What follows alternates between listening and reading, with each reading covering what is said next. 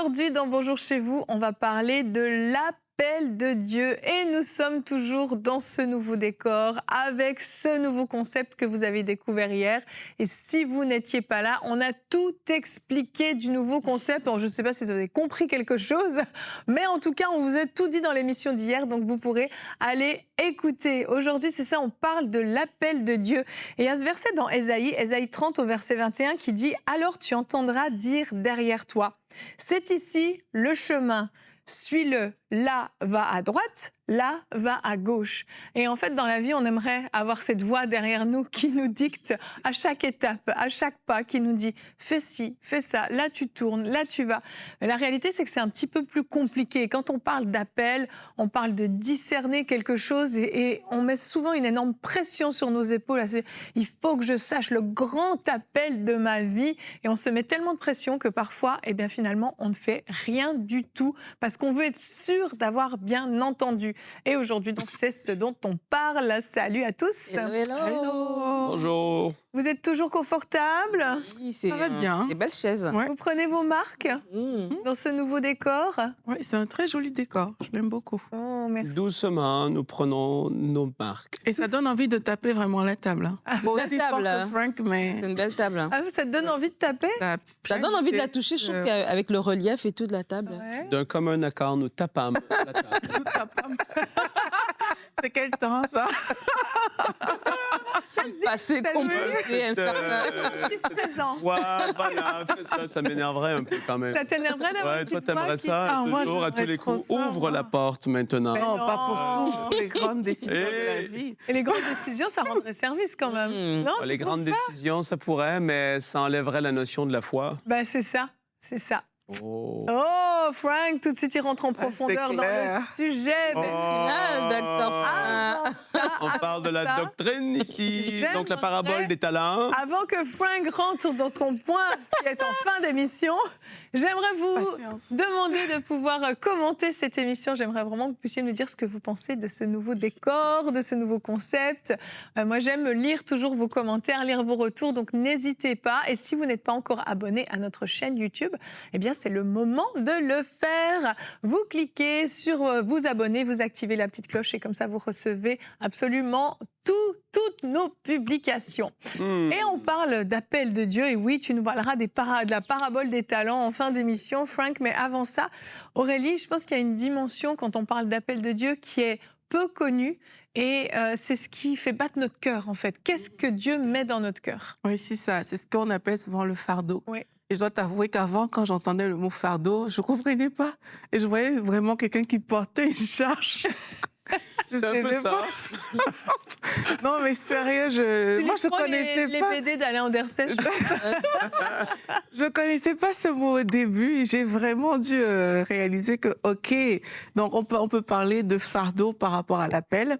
Et le fardeau, c'est quoi? Ben, c'est pas juste une émotion passagère, c'est quelque chose qui va revenir. Même quand tu veux passer à autre chose, ben, tu sens comme ça que dans ton cœur, il y a un dépôt qui est là et ça va souvent revenir. Et là, tu te dis, c'est peut-être le Seigneur qui est en train de me pousser vers quelque chose. Donc, c'est comme si tu travailles dans ton cœur. Et comme j'ai dit, c'est pas juste une petite émotion, mais c'est vraiment un travail qui est à l'intérieur. Et je tiens à préciser, j'insiste sur le côté émotionnel parce que parfois, ça peut arriver qu'on ait tellement d'émotions. Tu vois ce truc, ça te touche et t'es comme, ah, j'ai le fardeau. C'est vrai. Tu vois, ça aussi, ça te touche. C'est comme si tu portais tous les fardeaux de la terre au final. Mais ça ne Alors- dure pas dans le temps. Quand c'est un fardeau de Dieu, ça dure dans le C'est temps. ça. Là, Et tu puis, es c'est un pas passager. éternel porteur de fardeau. Ouais. Un éternel porteur de fardeau. Regardez l'émission Ça peut être une vie d'hier. compliquée, Si tu vous vois. voulez comprendre de quoi Frank parle. Ça peut être compliqué si c'est comme ça, mais vraiment, c'est... On peut avoir des émotions passagères, ça crée quelque chose à l'intérieur de nous, mais c'est pas forcément un fardeau. Ouais. Le fardeau, tu vas voir que le Seigneur va travailler dans ton cœur et ça va revenir avec le temps.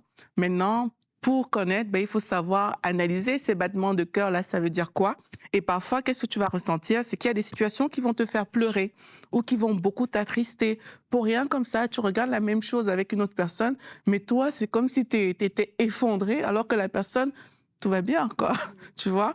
Et on voit ça aussi dans la Bible avec Néhémie. Néhémie, c'est écrit, lorsque j'entendis ces choses, je m'assis, je pleurais, je fus plusieurs jours dans la désolation, je jeûnais, je priais devant le Dieu des cieux. Tu vois, c'est comme quelque chose qui te fait, tu commences à pleurer, tu te retrouves même en train de prier comme lui pour une situation qu'on t'a juste annoncé une nouvelle et ça crée ça à l'intérieur de toi en fait. Moïse aussi avait le fardeau de voir le peuple opprimé sorti d'Égypte et c'est comme ça te fait prendre même des actions. Ouais, pour lui, c'était une action peut-être prématurée lorsqu'il a tué l'Égyptien, mais ça te fait prendre des actions. C'est comme si tu portes quelque chose de fort. Et là, si tu le vois, ben, il faut te poser la question, est-ce que c'est quelque chose que Dieu a mis dans mon cœur? Maintenant, parfois aussi, comment le fardeau va se manifester? C'est que c'est comme si tu es excité de faire quelque chose, tu vois. C'est comme, tu as envie de le faire et on n'a pas besoin de te payer pour ça. C'est comme il y a un feu à l'intérieur de toi. Tu as envie de faire ces choses-là. Et moi, une personne dans la parole que j'ai vue qui faisait ça beaucoup, c'est Paul. Tu vois, c'est comme malheur à moi si je n'annonce pas l'évangile. On lui dit même qu'il va mourir en allant dans un certain endroit, mais c'est plus fort que lui. Il faut qu'il le fasse. Donc, il y a comme une force qui est là, qui le porte. Et parfois aussi, ce sera ça. C'est comme s'il y a quelque chose qui te pousse. C'est plus fort que toi. Tu sens que tu dois le faire. Mais là, ça peut aussi être un fardeau qui vient du Seigneur. Une autre façon, moi, ça m'est arrivé. Je me rappelle, j'étais en train de lire la parole, je cherchais mon appel justement, je lisais la parole et je lisais dans un psaume et j'ai lu « On parlera de toi aux générations futures ». Mais ça a créé un truc en moi comme pas possible. Tu vois, j'ai commencé comme à voir des jeunes et tout et à me dire mais il faut que ces gens entendent la parole, comme la télé. Moi, j'avais trop vu la télé, ça m'a vraiment détonné. Il faut que ces personnes à travers les médias entendent. Mais j'avais lu cette parole-là et ça m'avait vraiment bouleversée en fait. Tu vois, et parfois, ça peut être aussi ça pour certaines personnes, c'est que tu lis quelque chose comme ça dans la Bible et paf, tu vois, il y a quelque chose qui se passe. Tu entends une parole, un peu comme quand on va lire les Écritures, tu entends une parole et puis ça dépose quelque chose à l'intérieur de toi, ben c'est le Seigneur qui est en train de te communiquer un fardeau et c'est important. C'est la semence du dépôt du fardeau. C'est le commencement. C'est ça. La semence, elle est... Là, après, il faut que ça... Exactement, c'est ça. Donc, il faut pas négliger ces choses-là. Maintenant aussi, parfois, il y a des choses qu'on a à l'intérieur de nous, mais qu'on ne sait pas. Tu vois, on parle de l'appel. Parfois, tu as des dons, tu as des aptitudes, tu as des choses qui sont là, mais tu ne sais pas parce que c'est tellement inné à l'intérieur de toi que pour toi, c'est normal. C'est normal, oui. Tu vois, les autres voient que mais c'est quand même quelque chose de particulier que tu portes. C'est pas, ça vient pas comme un fardeau, tu vois, mais c'est quand même quelque chose que tu portes, que tu as à l'intérieur de toi. Et là, ben, il faut aussi écouter les gens qui nous entourent. Oui. Parce que toi, c'est trop naturel, en fait. Tellement tu le fais facilement que pour toi, il n'y a aucune étape derrière. Tout est OK, ça va vite. Et si tu as ce genre de choses, si les gens te disent « Ah, mais toi, tu as l'air vraiment... Quand tu vois certaines situations, mais voici ce qui se passe. On dirait que tu as un cœur pour les orphelins. On dirait que si, que ça. » Ben, il faut écouter ces choses-là et aller dans la présence de Dieu pour se dire « Est-ce que c'est pas par hasard quelque chose que le Seigneur a mis sur mon cœur que je suis en train de négliger? » C'est ça. Et si c'est le cas, ben...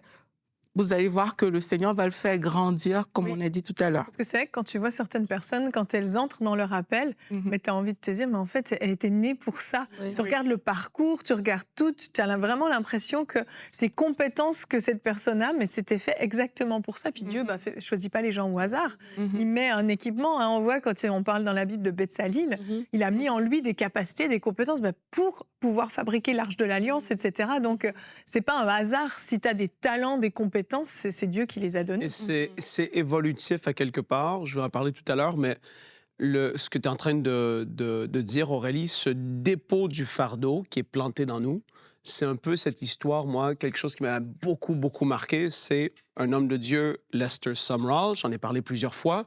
Il fait toute sa vie, il voyage dans le monde entier, les pays, partout. Il voit la complexité de l'humanité qui est là et tout. Mais là, il arrive à peu près à 80 ans, à peu près, et c'est là que Dieu lui dit, tu vas nourrir mes enfants.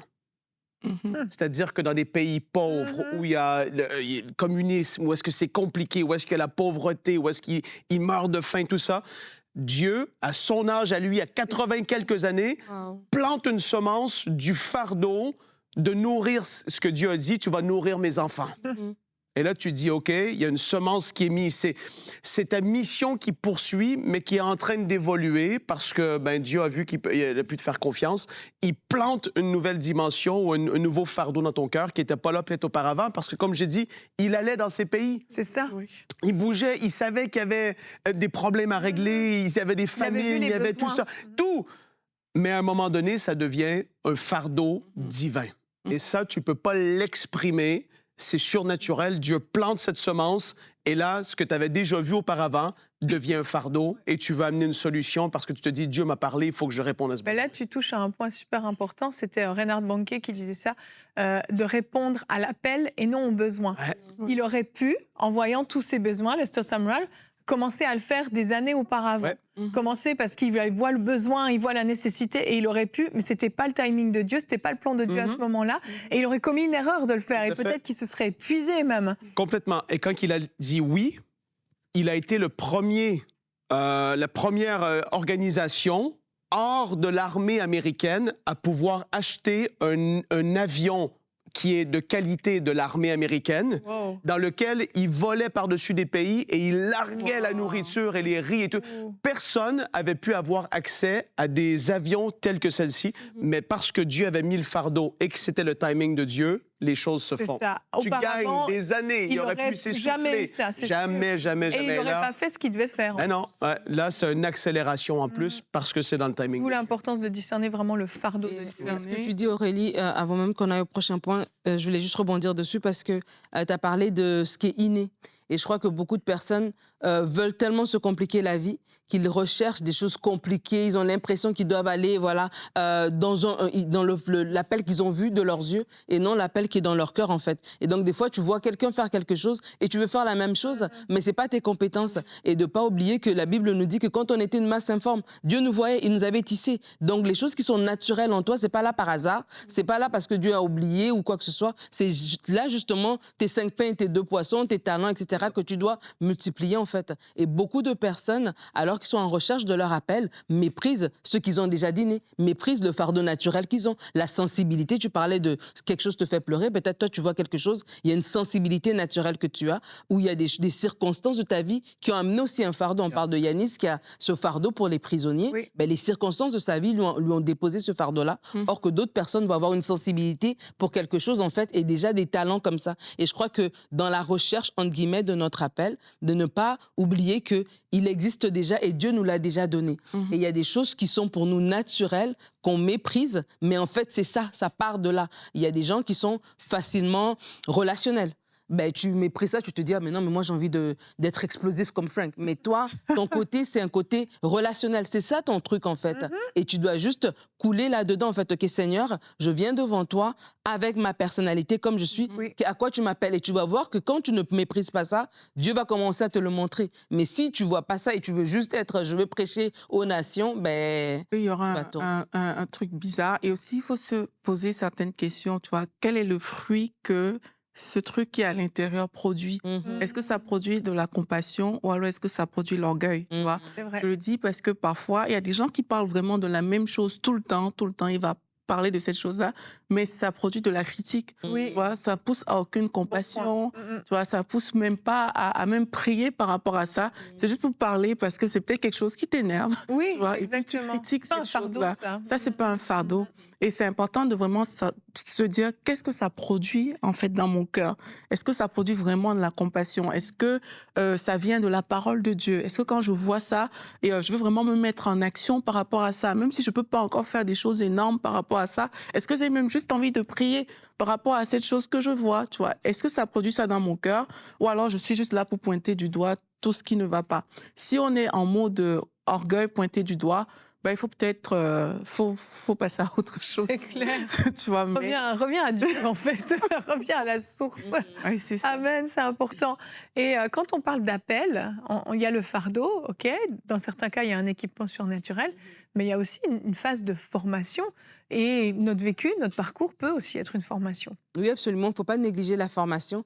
Et je pensais à la formation dans tous les sens. Tu sais, des fois, certaines personnes vont se reposer. La Bible dit dans ce verset dans Jean que lorsque Jésus va parler du Saint-Esprit, qui va venir, le consolateur, il va nous conduire dans toute la vérité. Il va nous enseigner des choses. Et le Saint-Esprit nous enseigne. C'est l'esprit de conseil et il nous enseigne. Et il y a des personnes, par exemple, on parle de l'appel à servir Dieu. Par exemple, si je me focalise dans un aspect, on peut se dire, ben voilà, le Saint-Esprit va me former et puis j'y vais comme ça. Certes, oui, le Seigneur va te former, mais ça ne nous empêche pas aussi d'aller chercher la formation. Ça veut dire, OK, la grâce, la foi, je veux dire, ces bases de l'Évangile, ça ne t'empêche pas d'aller lire dessus, ça ne t'empêche pas de te former. Et quand je dis formation, je ne mets pas juste dans un cadre académique d'école. Tu vois, il y a des personnes, par exemple, ils n'ont peut-être pas ni le temps juste d'aller faire une école biblique de 4 ans ou ni les ressources financières ou quoi que ce soit, mais aujourd'hui, on peut être autodidacte. Il y a tellement de choses qu'on apprend et je ne sais pas pour vous, mais moi, j'ai fini l'école depuis longtemps, mais il y a beaucoup de choses que j'apprends aujourd'hui. Je n'ai pas appris à l'école. On n'arrête pas d'apprendre le jour où on est sorti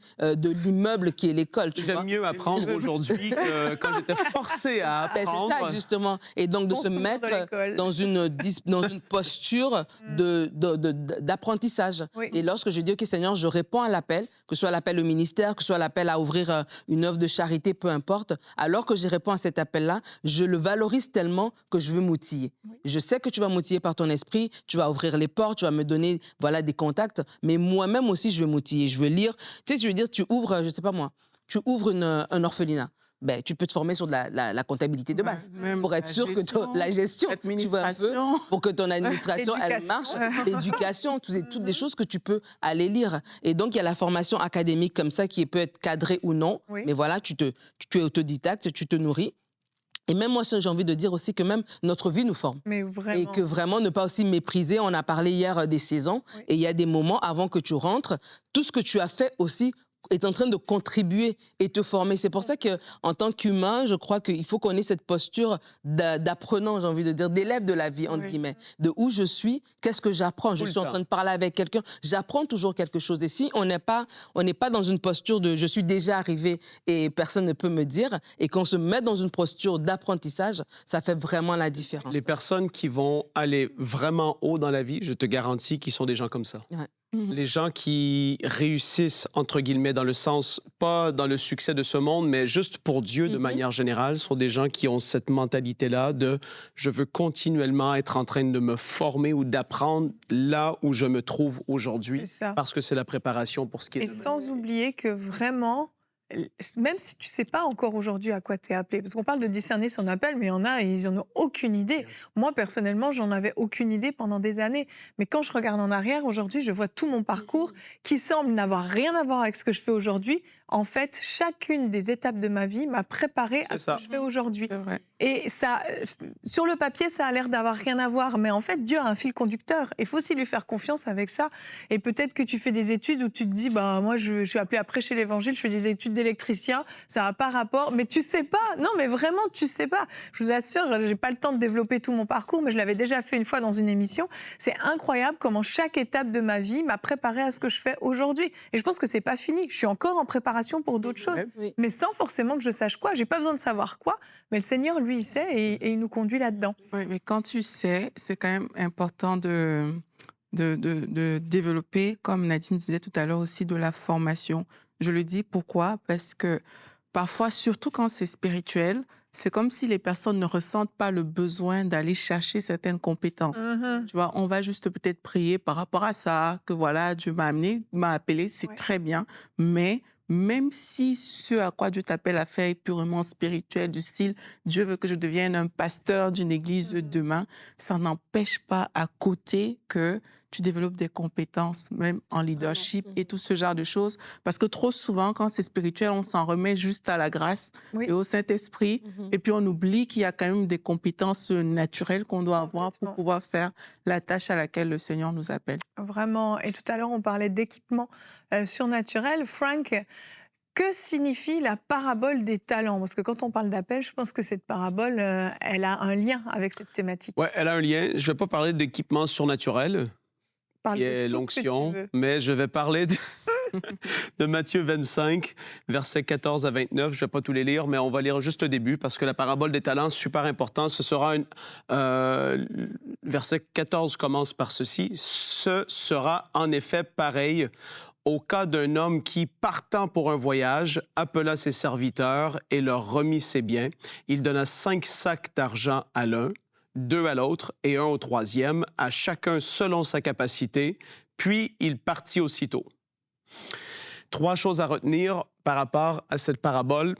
Vite dit, il y a tellement de choses profondes dedans, mais premièrement, l'homme qui est parti et qui a remis, ça représente Jésus. Jésus est l'homme qui part pour un voyage et qui laisse entre les mains de ses serviteurs des choses qu'ils doivent gérer, chacun selon leur capacité.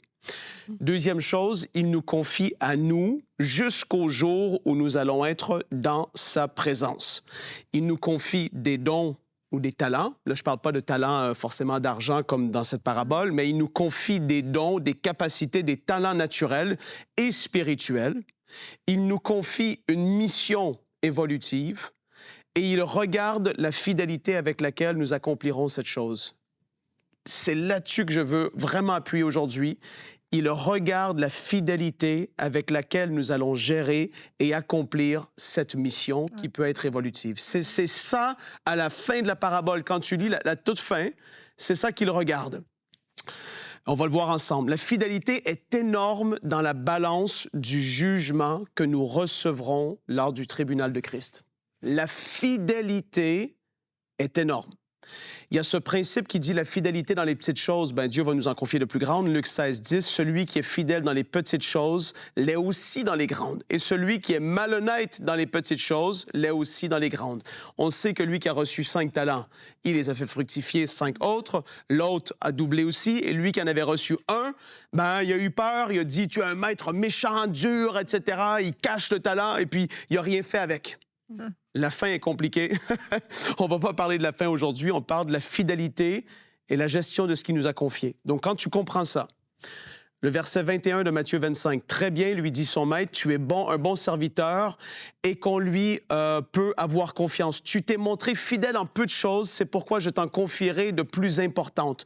Viens partager la joie de ton maître. Celui qui avait reçu les 2 lingots ou les 2 sacs d'argent se présentait et dit, maître, tu m'avais remis 2 lingots, j'en ai gagné 2 autres. Les voici, très bien, lui dit son maître, tu es bon serviteur en qui l'on peut avoir confiance. Tu t'es montré fidèle en peu de choses, c'est pourquoi je t'en confierai de plus importantes. La notion de fidélité dans les petites choses, dans cette notion, et là les filles, ça c'est tellement important pour moi en tout cas, ça revient même à l'émission de hier sur la stabilité, dans ce que j'ai parlé, ce que j'ai pu discuter. Dans la notion de la fidélité dans les petites choses, il y a la notion de constance et de stabilité. Être fidèle dans ce que Dieu t'a confié et dans ce qu'il t'a demandé de faire. Être fidèle dans les petites choses, c'est rester constant là où personne ne va t'applaudir. Ce n'est pas des choses qui sont vues, c'est des petites choses du début. Personne ne va t'encourager, mais toi, tu es en train d'être fidèle. Tu représentes le serviteur qui avait reçu moins que le premier, mais qui a été fidèle dans ça. C'est tellement important ce que tu es en train de dire, je te coupe 2 secondes, parce que c'est tellement pas valorisé dans l'Église, dans le corps de Christ de manière générale, cette fidélité dans des petites choses où justement personne ne te voit. À l'ère des réseaux sociaux, c'est multiplié par 10, mais vraiment, c'est super important d'avoir conscience de ça. C'est rester constant là où personne ne t'applaudit et c'est d'être stable là où rien ne te force à l'être. Tu le fais juste parce que tu es en train d'être fidèle à Dieu dans ce qu'il t'a demandé et tu te dis non, il m'a demandé ça. Je suis en train d'accomplir ça. Personne ne me voit, mais il me voit. Personne ne comprend ce que je suis en train de faire. Pourtant, ça semble petit, mais je suis en train d'être petit, d'accomplir avec fidélité les petites choses. Et quand tu comprends à quel point la fidélité est importante aux yeux de Dieu, tu vois le témoignage incroyable que Dieu rend de Moïse dans Nombre 12, les versets 4 à 8, et je termine ma partie avec ça, les filles, parce que c'est bouleversant quasiment. C'est tellement énorme. Nombre 12, 4 à 8. Soudain, l'Éternel dit à Moïse, à Aaron et à Myriam, ils étaient les 3 là, « Vous 3, allez à la tente de la rencontre. » Et ils y allèrent tous les 3. L'Éternel descendit dans la colonne de nuée et se tint à l'entrée de la tente. Il appela Aaron et Myriam, qui s'avancèrent tous les deux, et il dit, « Écoutez bien mes paroles. Lorsqu'il y aura parmi vous un prophète, c'est dans une vision que moi, l'Éternel, je me révélerai à lui. C'est dans un rêve que je lui parlerai. » Dieu est en train de dire, quand il va y avoir un prophète parmi nous, parmi vous, je vais lui parler de cette manière-là. Mais là, il continue au verset 7 et il dit, « Ce n'est pas le cas avec mon serviteur Moïse. Il est fidèle dans toute ma maison. Je lui parle directement. Wow. Je me révèle à lui sans énigme et il voit une représentation de l'Éternel. » Comment se fait-il que vous n'ayez pas eu peur de parler contre mon serviteur Moïse? Dieu est en train de dire, Moïse, sa fidélité dans toute ma maison fait en sorte que je lui parle même pas par un songe ou par une vision, je lui parle directement à lui. Attaché à la fidélité, c'est énorme, dans lequel se trouvent les qualités de la stabilité, la constance dans ce que Dieu nous demande, crée la confiance et Dieu peut révéler des choses plus grandes à ceux en qui il a confiance.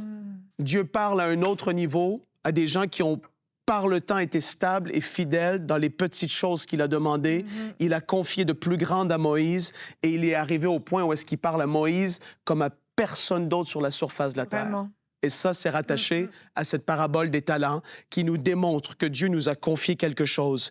Il s'attend à ce qu'on fasse fructifier cette chose. Il n'y aura pas de parcours parfait. Mais il s'attend à quelque chose parce qu'à la fin, le maître a dit, « Je t'ai confié ça, qu'est-ce que tu as fait avec? » C'est ça.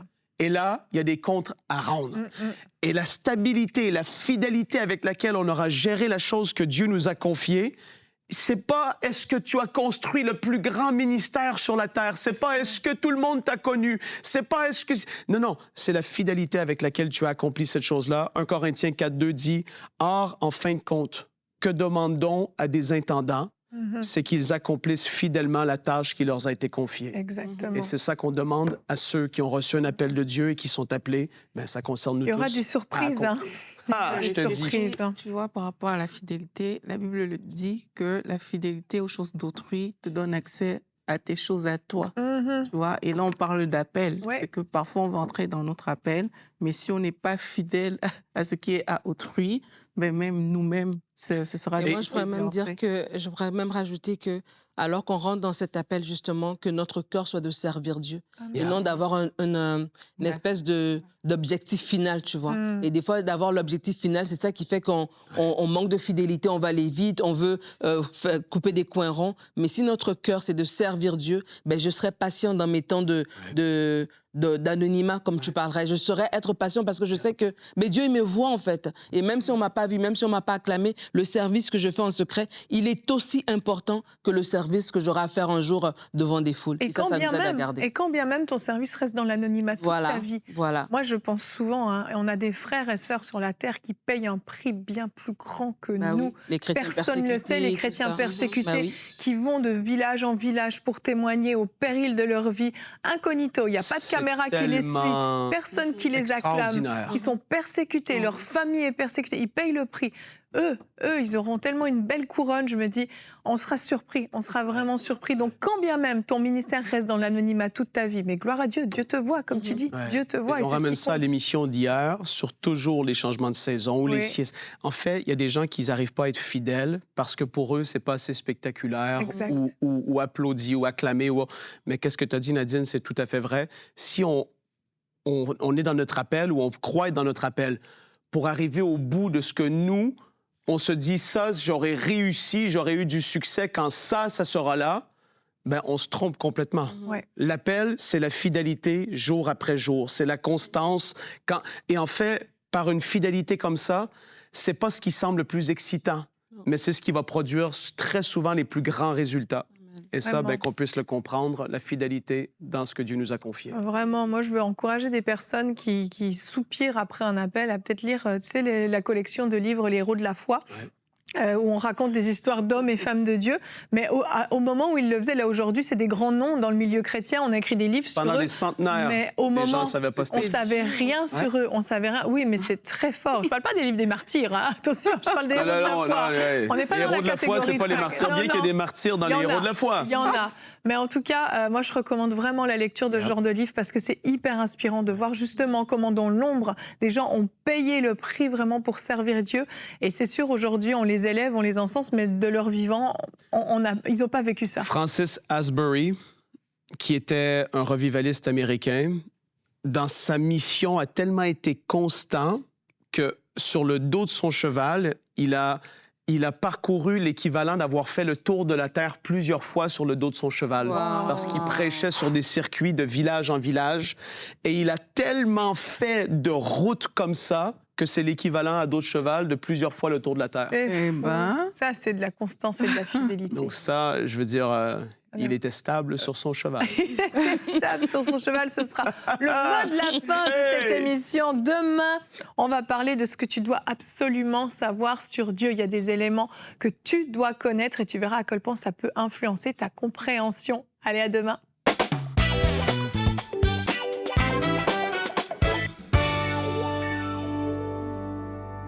Bonjour MCI TV, j'aimerais rendre grâce à Dieu. C'est vraiment au nom de l'Éternel que je décide de faire ce témoignage parce que il m'a beaucoup fait pour moi. J'ai beaucoup hésité avant de le faire. Alors, ma vie avant de revenir à Prière Inspirée, parce que je connaissais déjà l'émission un peu longtemps avant de devenir chrétien. Je suis devenu chrétien et pendant 5 ans de ma vie chrétienne, j'ai lutté avec l'impudicité, la pornographie et ajouté à ça les critiques, les murmures, les plaintes et beaucoup de choses qui détruisaient ma vie petit à petit. J'ai commencé à avoir beaucoup d'attaques au niveau financier et j'étais arrivé au bout. Alors un jour, j'ai appelé ma mère. Elle m'a dit, va dans l'adoration, mes prières inspirées et prie avec eux. C'est exactement ce que j'ai fait. Je suis allé sur l'émission de MCI TV, prières inspirées. J'ai commencé à prier avec prières inspirées tous les jours de ma vie, depuis ce jour-là. Et la gloire de Dieu s'est vraiment manifestée. J'ai complètement été déchaîné, de débarrasser, délivré de cette addiction à l'impureté sexuelle, aux calomnies, aux mensonges, calomnies, à tout ce qui était péché de la langue, les plaintes, les murmures et tout. Et par la grâce de Dieu, j'ai pu consacrer ma vie complètement à l'adoration, qui est mon ministère. Merci beaucoup et que le Seigneur continue de vous bénir. Que Dieu vous bénisse. Amen. Oh, wow. Dieu peut faire des choses incroyables. À travers cet instrument EMCI TV, on ne peut pas imaginer jusqu'où le Seigneur peut aller, jusqu'à combien de gens le Seigneur peut toucher, jusqu'à dans quel pays il peut aller, jusqu'à quel point il peut affecter les vies. Les corps sont guéris, les âmes sont transformées, les esprits sont bouleversés, baptisés du Saint-Esprit. Dieu veut utiliser EMCI TV. Et il voudrait que vous et moi, nous puissions marcher ensemble et aider cette œuvre à atteindre ses buts. Notre plus grand rêve, c'est que chaque maison dans la francophonie et même chaque téléphone, chaque outil ait le nom de Jésus prononcé. Et à travers ces outils, les peuples soient enseignés et préparés à son retour. Devenez donc partenaire avec nous pour accompagner cette œuvre à se réaliser. Pour devenir partenaire avec EMCI TV, simple. Allez juste sur emcitv.com/don. Vous trouverez un formulaire, remplissez-les avec votre cœur. Selon ce que le Seigneur vous mettra entre vos mains, donnez ce que Dieu vous donnera. Et nous, tout ce qu'on va faire, c'est foncer avec l'évangile de Christ en ayant votre support. Alors, nous comptons sur vous. Devenez partenaire dès maintenant. Bienvenue dans la famille des MCI TV. Dès maintenant, rejoignez la famille des partenaires qui donnent pour voir des vies transformées partout dans la francophonie. Pour faire votre don, rendez-vous sur emcitv.com/don.